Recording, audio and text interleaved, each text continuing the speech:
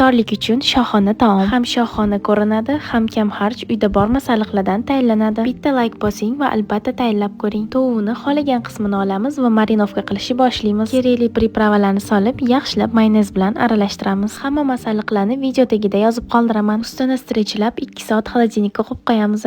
Yoniga xohlagan garnirlarni qilsanglar bo'ladi. Men kartoshka fri qildim. Kartoshkalarni ko'rsatilgandek qilib to'g'rab 5 minut suvda qaynatamiz. Qaynab chiqqandan keyin suvini to'kib, pripravalar solamiz. Paprika, tuz, murch, oregano va o'simlik yog'i solib, yaxshilab aralashtiramiz. Pergament qog'oz solingan listga taxlab chiqamiz va duxovkada pishirib olamiz. Pishganidan keyin ko'kat va chesnokni sepish esinglardan chiqmasin. 2 soat turib marinovka bo'lgan tovuqlarimizni listga taxlab chiqamiz. Ustiga kunjutlardan sepib, yana ham sochli suvli bo'lib chiqishi uchun sariyog' bo'laklaridan qo'yib chiqamiz. Duxovkada pishirib olamiz. Sizlar ham albatta tayyorlab ko'ringlar, yoqimli ishtaha.